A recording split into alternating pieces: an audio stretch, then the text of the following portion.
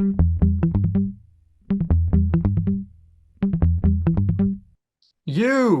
know, right. The podcast that uncovers the origin stories of some of the biggest names in entertainment, media, sports, entrepreneurship, and so much more.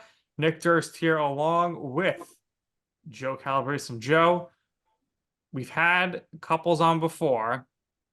We had them on together, but this is the first time we're going to have a couple as we follow up with. We had one half of the couple, now the other half of the couple. Isn't that right, Joe? Absolutely. We have an actress with us. Her and her husband come from the entertainment industry, so we'll get into that as the podcast goes along. But we would like to welcome Amanda Clayton to the show. Amanda, welcome. How are you doing today? Thank you. I'm doing great. Yeah, just excited to hang out and get to chat about who knows what. So you grew up in New England, went to the University of Rhode Island. So, basically you grew up and you're in the Northeast, bad weather, everyone, a little stereotyped up there in New England. But for you, what was it like to be in New England, and how was it like the drastic switch when you ultimately ended up living more so in the New York, New Jersey area? New England, New England is its own beast as far as like great salt of the earth. Yeah. People tend to either go far, far away or like never leave. It's one or the other, even though they talk about leaving all the time. But you forget the size of New England is the size of quite a few other states in this country. And so it feels like one big state in general. To break away from that, to go to New York, I'm now in New Jersey. I was in LA for a little while. You find that it's truly like no place like home. It's there's something to be said about New England in general.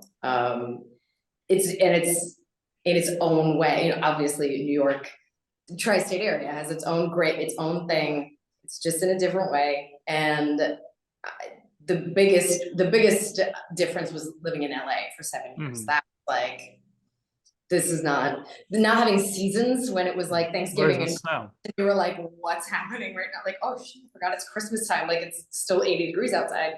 That was a weird thing. There's also, everybody's just moves at a different pace, a slower pace. Everything's a little more chill. Could be, I think, because there's no sense of time passing. Nothing changes, so it just doesn't matter. And when you get out there as a New Englander, you're like, you want to make the most out of every minute that you're there. And that hustle is a stark contrast to the people that are born and bred in California. It's a very different thing. Everybody's like, what are you rushing for? I'm like, I'm not. This is just how I move. All This right. is where I am. So I think it was a very like big pull at my core and my husband Kevin's core to like come back here. Once we were ready to like start our family and do that whole thing, it was like, we got to go back to home to do that. So are you more of a New England clam chowder or a Manhattan clam chowder type person? New England clam chowder. Yeah, I mean, everybody's got to be New England. I all never day. even see Manhattan clam chowder. Have you ever seen Rhode Island clam chowder? No, never even heard of it. We have Rhode Island clam chowder, which is it's a clear broth. It's New England clam chowder without the cream. Okay.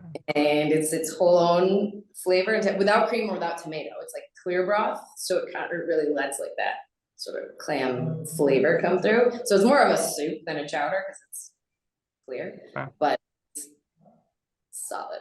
How about you, Joe? Which is your preference? I actually prefer New England. I was gonna say, Yeah, me too. once Nick starts to do, because he does food reviews and stuff, and he does food like short video clips for food and stuff. He's the foodie between us.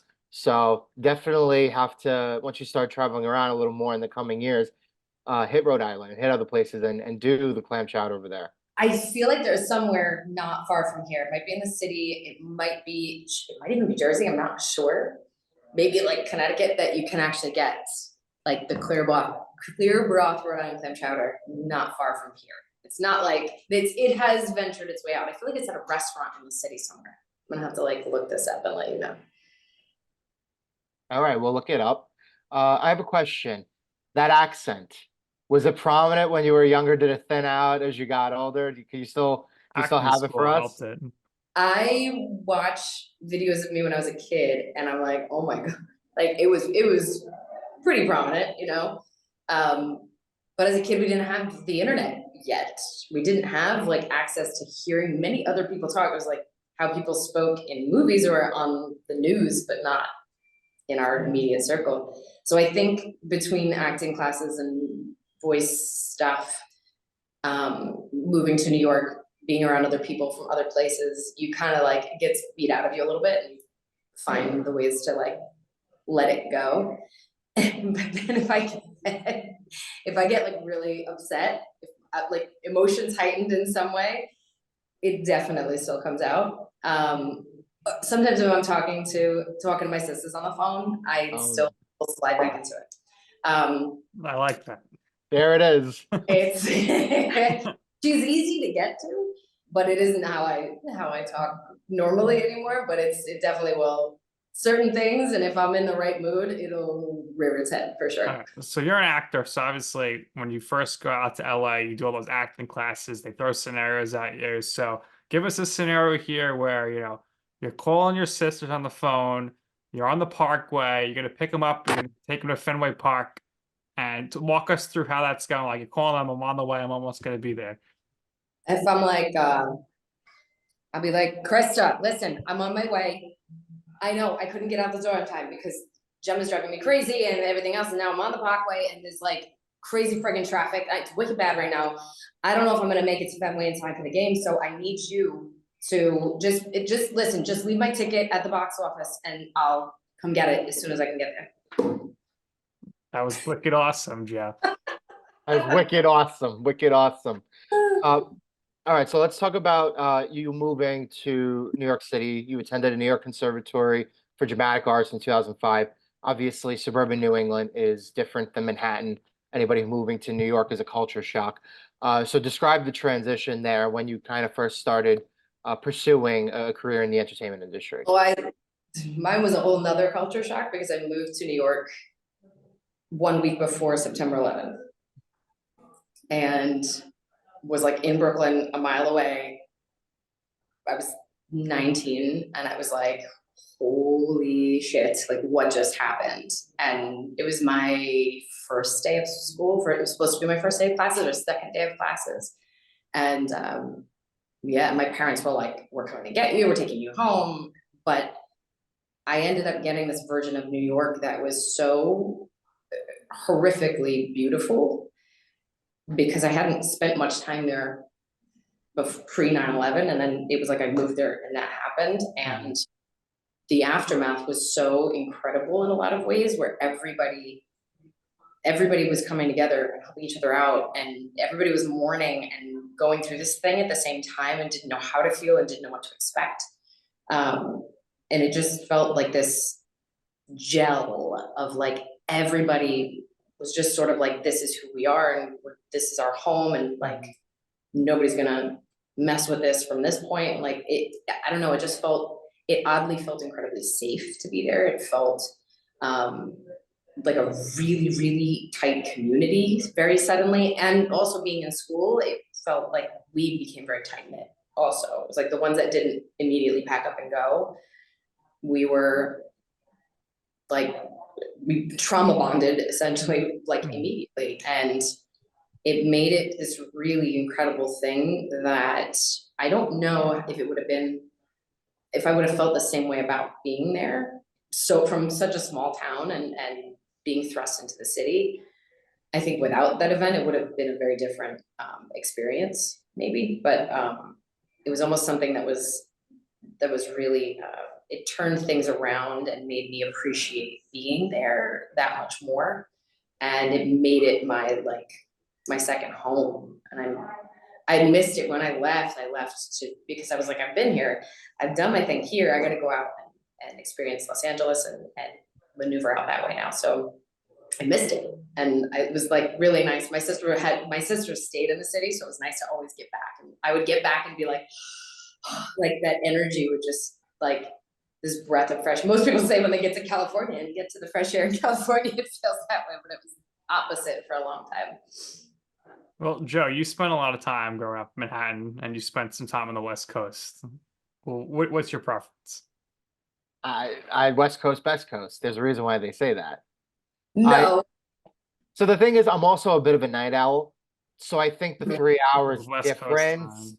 like Oh. it works better for my like body clock as Fair. opposed to like New York here. Like sometimes when I used to work, I'd be up till like 3 or 4 in the morning, right?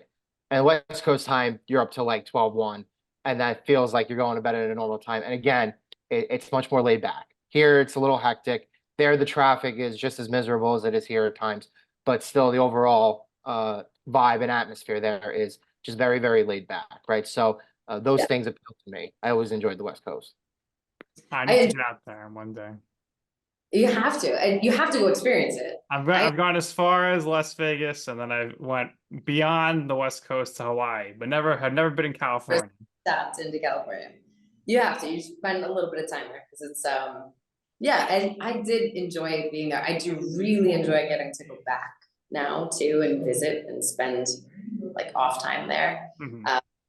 There's parts of it that I miss for sure. I miss being able to just like have your windows open, and it's like there's no bugs in Oh wow. Los Angeles anyway. You can just like leave your windows open, and indoor outdoor living is a whole different thing. And yeah, just having that environment most of the time, like 75 and sunny, like 300 days a year. Yeah, it's great. Yeah, I hate the winters here. So Yeah, we'll see if we can make some changes in my it does make you appreciate them more when you don't have them at all, and then that goes away real fast.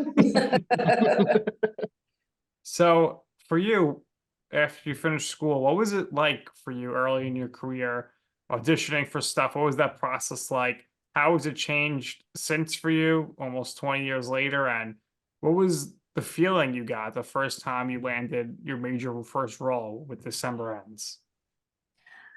That was an interesting process because I wasn't auditioning a lot in the city when I was living there and just out of school. And I think everybody sort of thinks like, okay, I did it now. I did school, so now what? And nothing was really happening because wasn't prepared to like make it happen and do the full blown hustle for myself. And I was working at a restaurant in the city, and there was so many of us. 85% of the people that worked in that restaurant were trying to be either singers or actors or something. We put together a small theater company within our restaurant that our proprietor like supported, and he helped us rent out a space to do a showcase and got wine and beer donated and catered like a small event to invite industry people to. And had it not been for at least 5 or 6 other of my coworkers pushing this and pursuing this, I don't know if it ever would have even happened. And I just kind of fell into it. And we did it. We put up this little mini showcase of a couple different like quick 1-act plays. And the director, his name is Lee Krieger, it was his first film. He was out in New York casting it. He was from LA and was like, hey, and it was probably like 3 months later that he called and was like, hey, I saw you at the showcase and I thought you were really wonderful. I want you to come and be part of this film, blah, blah, blah, blah, blah. And that ended up starting my journey toward moving to LA and sort of being like, oh, okay, this is something that I'm good enough at pursue and push myself towards.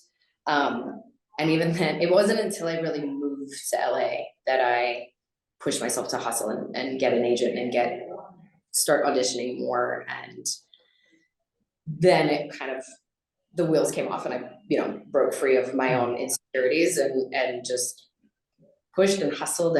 But a lot of the stuff that I've done over time has a lot been not just auditioning, but meeting people through working, work begets work, and like the truest nature of networking and working for and meeting people and just having great connections with different people. And then I get recommended or called back up and like, hey, want to come do this thing? Or, hey, you should see her for that project. And I don't know if I'm even that good of an auditioner. I feel like I'm not. I just kind of have fallen into like the right thing at the right time enough times that it's counted. So I've been lucky. Not what you know, it's who you know. And just because somebody can't help you now doesn't mean they can't help you later. You hear It's that true. stuff all the time. It's very true. And I mean, I've made those connections with people organically through what I know and through what I'm, through what I'm doing, but not necessarily pursuing like, oh, I'm gonna go and audition and book that job. That's happened for sure, but not every, a lot of the bigger things, it feels like they've come from more of like getting to know people and moving from there. You talk about big things. Let's talk about a very interesting major movie breakthrough for you. Very interesting opportunity came across your way. A supporting role as Sarah Carter in the Disney film John Carter. Now, people remember this because it's one of the most well-known big budget failing blockbuster movies of all time. The budget was incredibly high.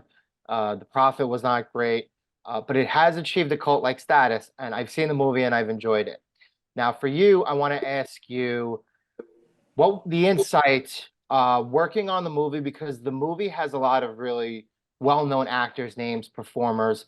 But again, it was produced by Disney, right? Major company. So what was your takeaways from kind of being in the movie as a supporting star and just experiencing everything that you did?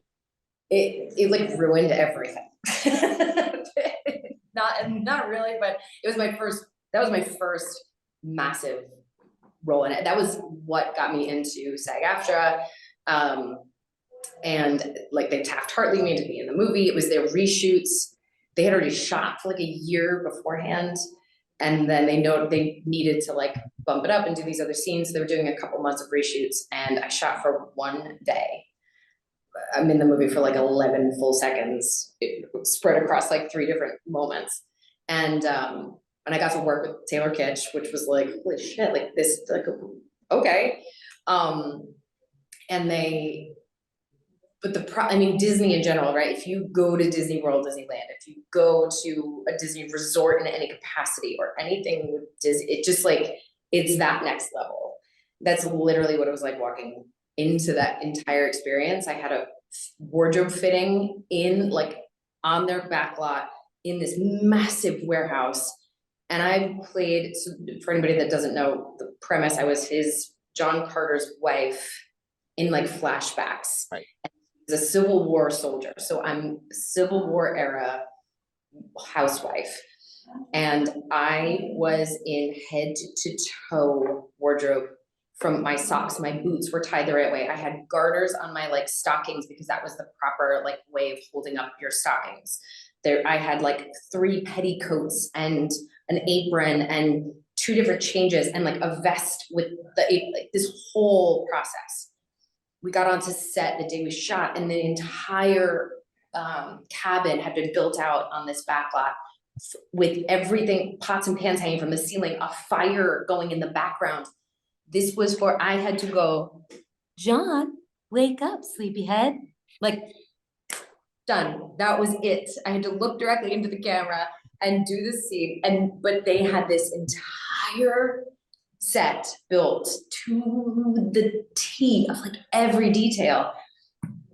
And I was like, this is for, and I remember Andrew Stanton was the director and he was like, this is all for you. And I was like, holy crap, like this is just me walking in here and doing this. And it was absolutely incredible. It was like a dream come, as an actor, it's a literal dream come true, where you get to step in this complete pretend game that's actually real for 5 minutes. And it was so special and so wonderful. And it was so sad to see that movie so panned, which is an entire conspiracy theory behind all of that, with Disney and needing people to go and needing to claim losses and all this stuff, that it became this wild scapegoat for all this stuff. So regardless of the flop label that it gets, is still a huge group of people that love that movie. I love the movie. I think it was great, and I wish it's not a bad movie. They did great with it, and it's honestly, it's like it was the tentpole for science fiction. Like for Star Wars, Star Trek, all these films took from Edgar Rice Burroughs' novels that it's based off of. But everybody was like, oh, this is such a ripoff of all those things. It's marketed wrong. Regardless, I'm super proud to have that to be my sort of jump off point, my springboard into this industry. It's like I take pride in it because I still think it's incredible. And for me, it was an incredible experience. You're right. There was a marketing issue to the movie, but again, that's a deeper discussion for That's another. a whole deeper. And you got to work with Taylor, who, as somebody who loves Friday Night Lights, Tim Riggins was my guy. So he wasn't bad in the movie either. Again, the movie's not bad. There's things surrounding the movie that weren't great with it, but great opportunity for you. Let's talk about a happier, opportunity, something that worked well in your favor, landing the role of Alex Montgomery in the Oprah Winfrey Network primetime soap opera, If Loving You Is Wrong. So what was it like getting cast for that and the opportunity to work on a show that was created and produced by all accounts, I hear good things about him. I know people who work in the entertainment industry, the great Tyler Perry. Did you have good experiences with that?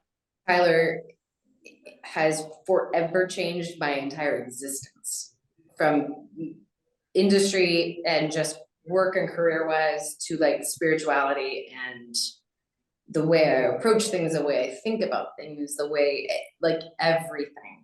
It's once you're in that circle of his world and you get to, I mean, everybody's like, oh, did you get to work with him? It's like, yes, he is the writer, he is the director, he is the producer, it's his name because he's there every single day. That is who we work with. That's it. And so for like 8 years, yeah, I got to be under his guidance in a lot of different ways. And, his friendship and his mentorship and all of the above, he truly is a beyond special person. It's just, there's just something about him that's untouchable as far as like who he truly is, what he does.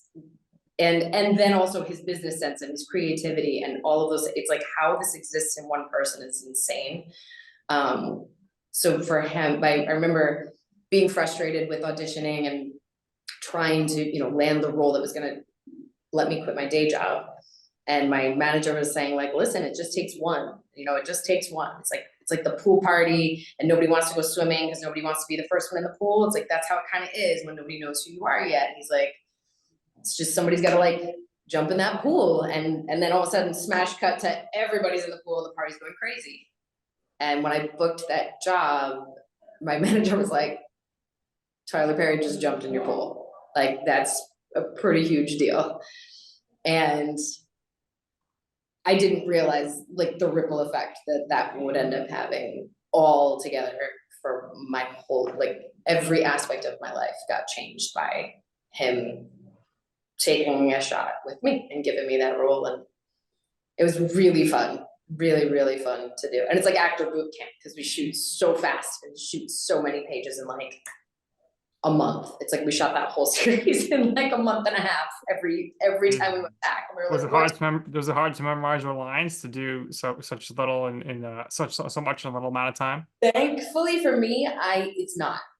And I didn't realize that was a thing that I could do differently than other people. Like I can do like 8 pages of dialogue I can have solidly memorized in like less than 20 minutes. And just have a good, I guess, like photographic memory for it.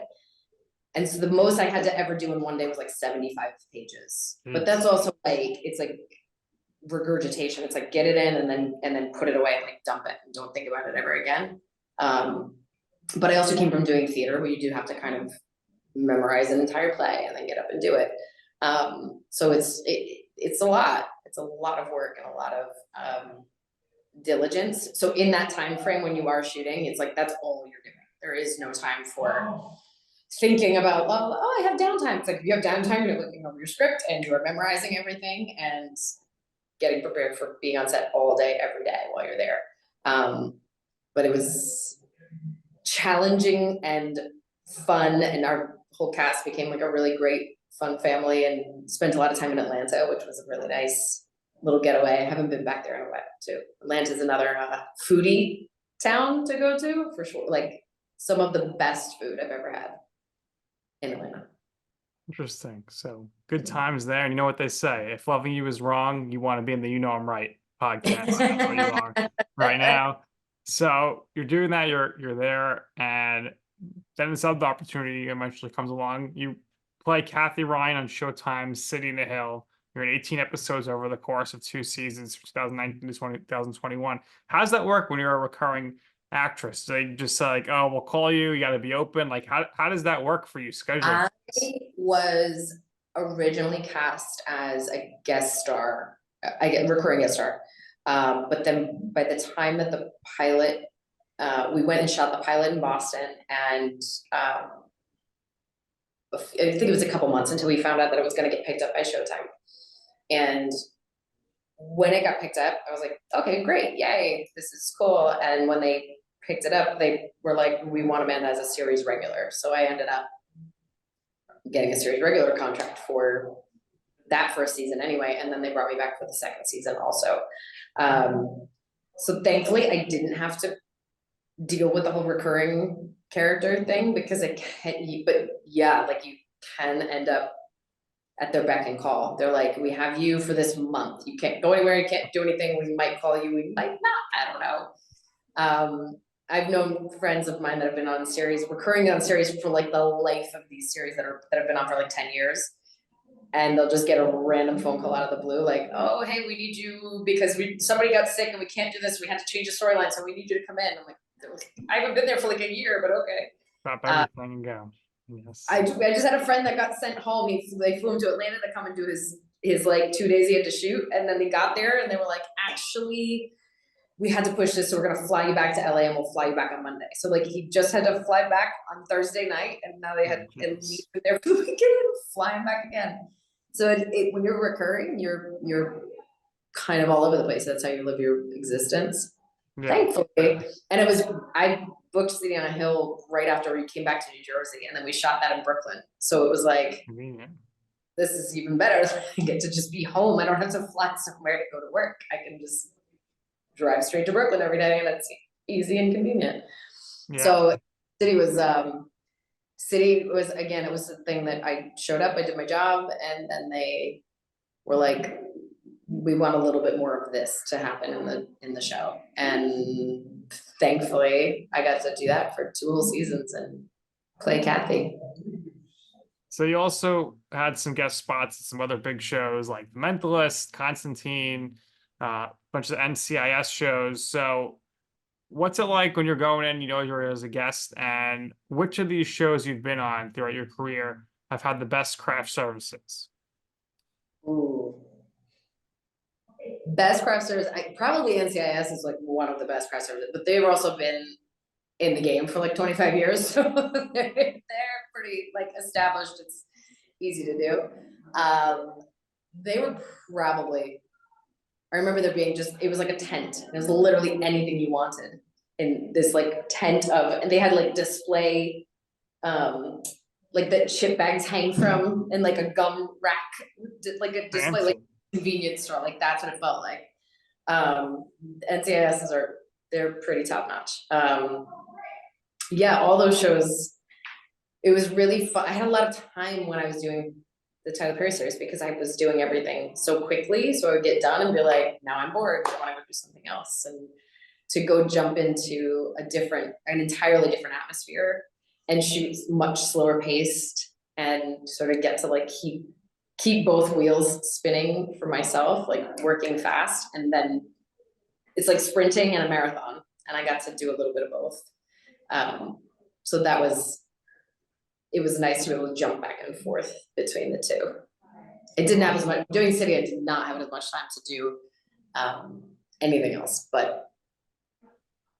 Awesome. So we alluded to it at the top, so it's time we bring him up again here. So when and where did you meet your husband, Kevin and Tracy? We met in LA, and as soon as he opened his mouth, he has a little accent. He's got his Jersey boy that comes out, and as soon as he opened his mouth, I interrupted him, and I was like, "Wait, where are you from?" And he was like, "Jersey." Like, because I didn't realize he and the other two guys that I was meeting with, like, were all Jersey guys. And he was like, Jersey? Like, what do you mean? Where am I from? We're all, sorry. But being in LA, I felt like I gravitated towards people from the East Coast. You could, like, there was something about, I was like, I like you. Where are you from? And it would be like Chicago or East all the time. And that we met and realized we should have met like at least 2 years prior, somewhere over the course of this 2 years prior, we had a mutual friend. And once we did meet, we just kind of like clicked and would spend hours talking about scripts, going over auditions that we had coming up or whatever, and go to see a movie and then sit and talk about it for like a long, like one of our first coffee dates lasted for like 9 hours one night at Norm's Diner, like a 24-hour diner in the middle of LA at 1 in the morning. We just like stayed there all night. Yeah, and that was that. Like, I think 6 months in, we were like living together, and that was that. It was like, this is easy. This just makes sense. Done. There you go. So you're from New England, he's from New Jersey. You're living in Los Angeles. So where was the wedding? Where was what? The wedding. The wedding was Mexico. Oh, okay. Well, especially him, I had a big list too, but his list was like all of his best friends from high school. He was military, so it was like his entire unit was on that list. It was like 250 people, bare minimum, that if we were in New Jersey, everybody was coming. And when we started doing that math, it was like, this is insane. We live in a 1-bedroom apartment. At the time, I think I was still driving like a 10-year-old vehicle. I was like, this is nuts. We can't spend this money on a 5-hour party. Like, no. So I think we spent half of whatever that amount was going to be on a 10-day trip to Mexico, and had like 60 of our friends in Mexico and have a giant vacation. And everybody is planning to hopefully have our 10-year wedding reunion next year. I'll go back to Mexico because everybody had the best trip, and I'm so glad we did it that way, because then everybody gets invited. We want you to be there, but we understand if you can't fly all the way to Mexico. But we got to get a vacation out of it, and honeymooned in Tulum, and it was, yeah. So it's been a long time now, but in the beginning, what's it like building a relationship, a life with a New Jersey guy and someone who is in the same business as you are? Does it help their understanding where each other is coming from?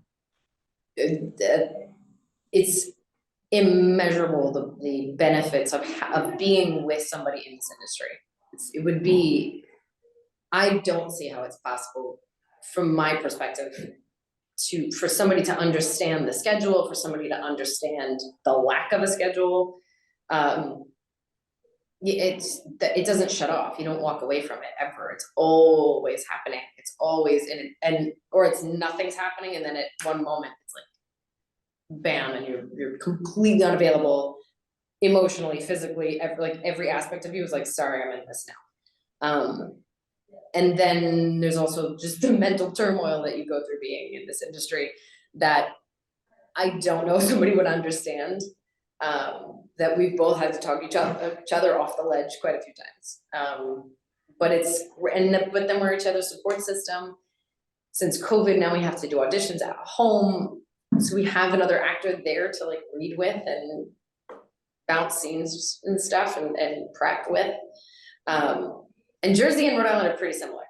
We were both very surprised when we went to each other's hometowns. Like, it was like, holy shit, this is exactly like where I grew up. Like, this everything about this. And I didn't know that version I knew like Jersey City, Hoboken. I knew like the New York version of New Jersey. Yeah. I never gone down. I had been to the shore like once or twice, but I had never gone down to like the sort of just inland from the shore and seeing those areas. And I was like, this is Rhode Island. It's just a little bit bigger. And even his friends are like my friends from back home. It's very, very similar vibe. And it's always just felt like home with Kev. It's easy. We really lucked out finding each other. Big time. Bastard Sons, if there's a sequel, are you going to be in it? No. We asked Kevin too. So I your mean, answer. If I do, it would be like, I would probably have a wig and it would be a full cameo. I would not, no. We did a film together, God, like 8 years ago now or more. Must have been stressful to work together. Called Bad Frank, and I played his wife, and we were not. How was the chemistry on camera? Did it translate? It was awkward. It was, well, you know, it doesn't turn out so well for me in the end. And I think she was like, my character was cheating on her or something, and it was great. We had a great time doing it, but I also don't want to be that couple that's constantly like, oh, they're, you know, it's like, oh, she's in his movie again, or he's doing this Right. again. If it made a lot of sense and it worked, if there was like no other option because this is what made the most sense, I would do it, absolutely.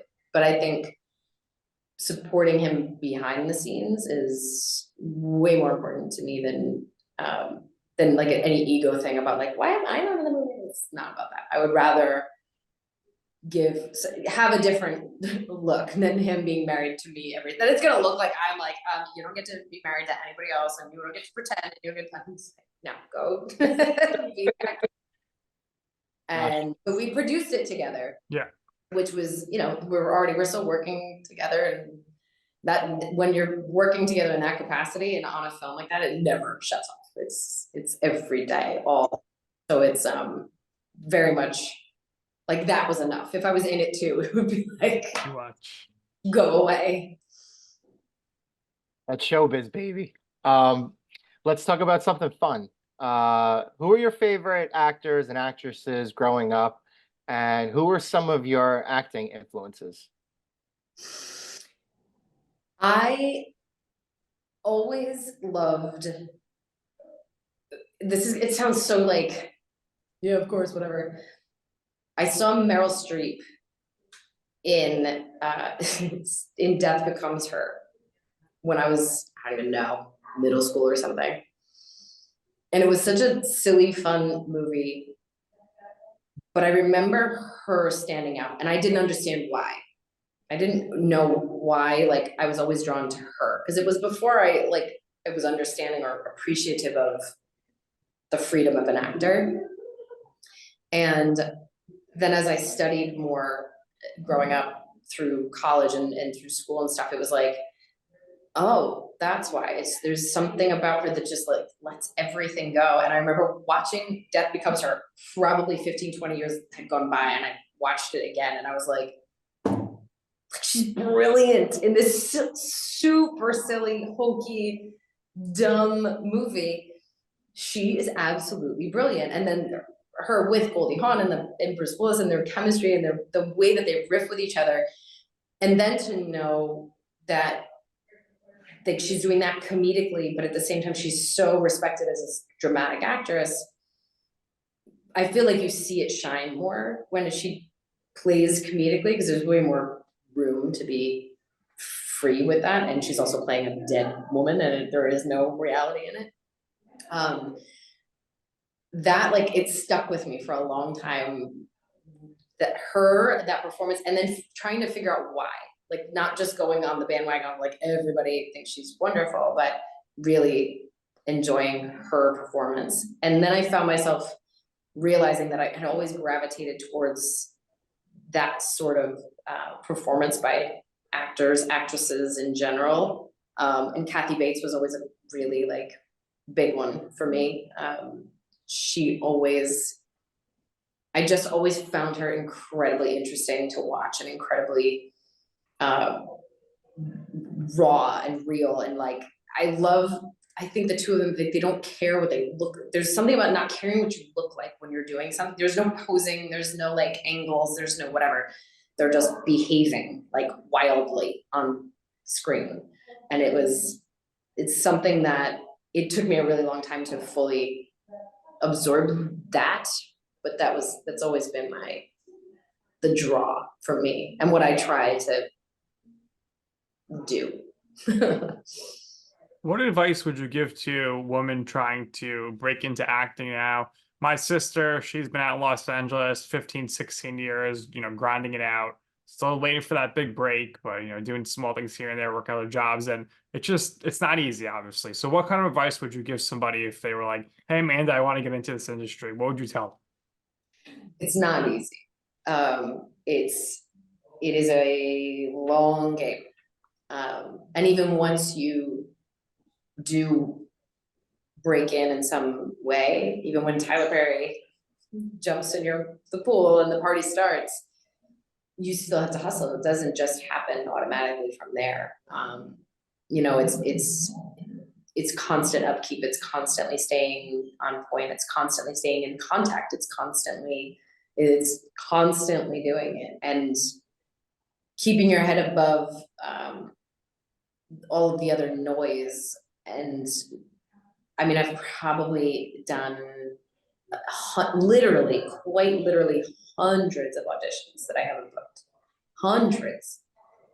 And that sometimes gets to you and you're like, this is the worst thing in the world. I'm putting all this effort in for nothing.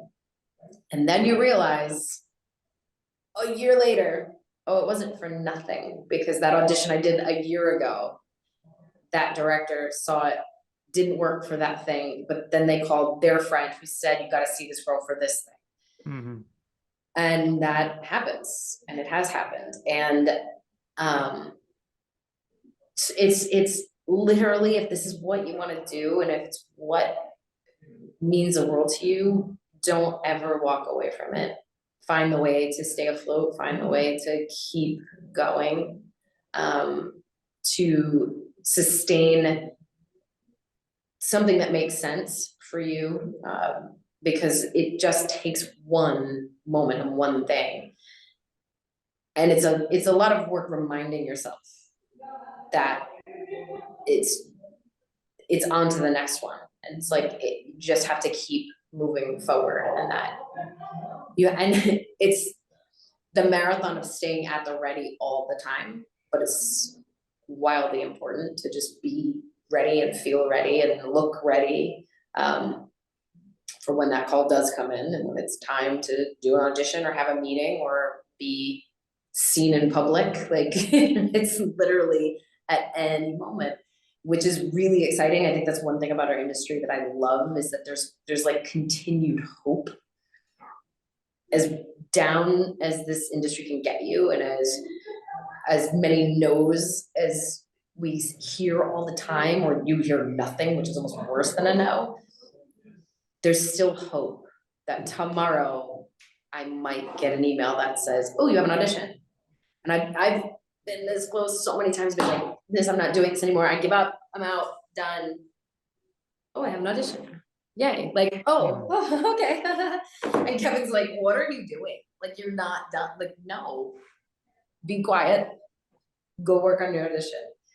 And if anybody, if that spark, if I told you, oh, hey, you got an audition, if you were gonna go, then that's still in you, and that means you're not done. You cannot quit, you cannot walk away. You just find the way to sustain, make it work, and keep going.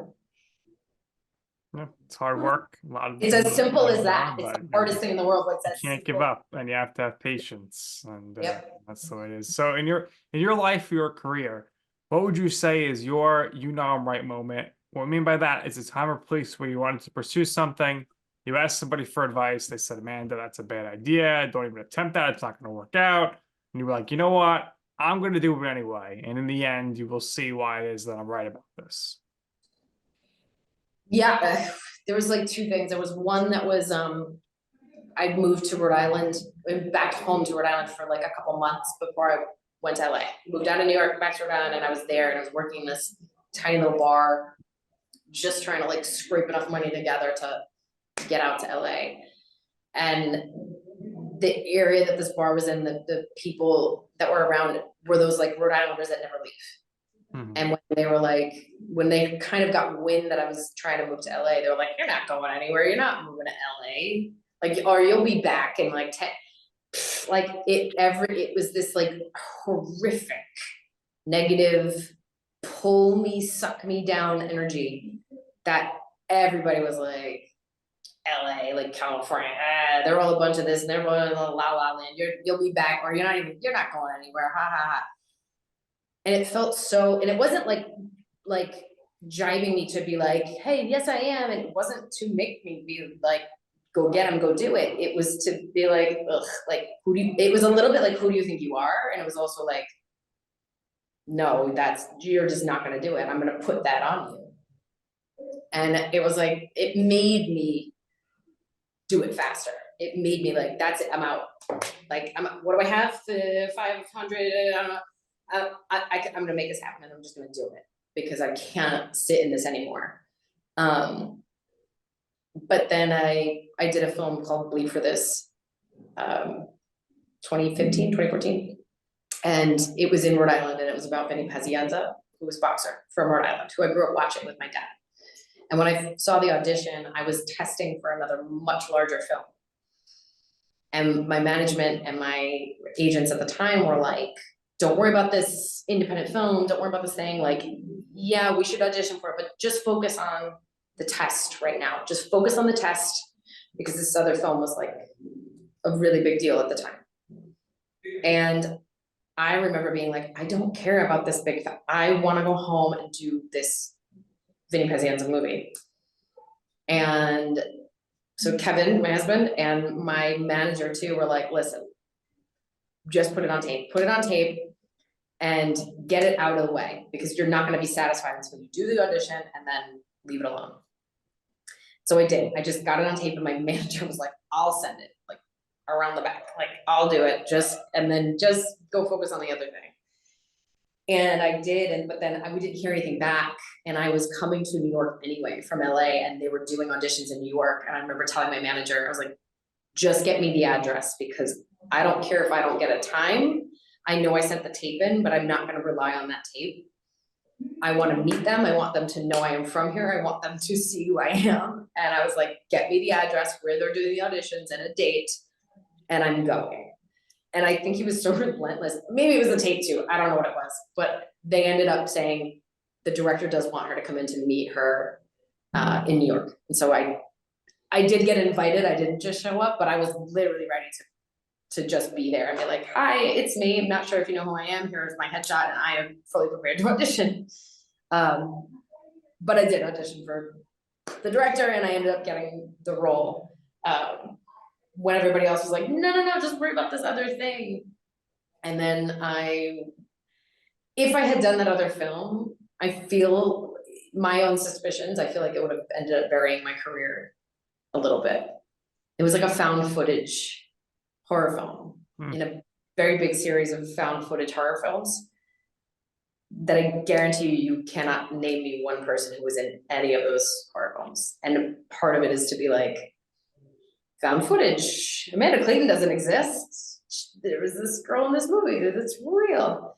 And they would have had the power to do that if they wanted to. So it's kind of like, I'm glad that I trusted my gut and I didn't just like leave it to the side. I'm glad I was like, no, this is what I want. And this is what, if I don't get this, I am gonna like never forgive myself or anybody around me. And so I just went for it. Same thing as LA. I was like, no, I'm going. I need to do this. Sounds like being around the Jersey guy after all that time paid off. This is a little Rhode Island girl too. There's a scrappiness about. There it is again. The little accent, right? It comes out. She comes out every once in a while. There you go. Amanda, we thank you for your time. We really, really appreciate it. Kevin was great with us. You were great with us. We wish you two the best of luck moving forward. We know it's a hard industry. You guys got a family and everything. So hopefully we keep in touch. This was amazing. And what we do here is we always give our guests the last words. So if there's anything else you would personally like to share or promote for yourself, by all means, go ahead. Appreciate it again. Appreciate you guys. Thank you very much. We do have our movie, The Bastard Sons, which is out on Amazon now. We'll be streaming soon, so keep an eye out for that. And yeah, I really appreciate it. And I hope to see you guys again soon. All right. Thanks, Amanda. Appreciate it. Thank you for your time. That's going to do it here for this episode of You Know I'm Right for our very special guest, Amanda Clayton, my co-host, Joe Calabrese. I'm Nick Durst, and this has been You Know I'm Right.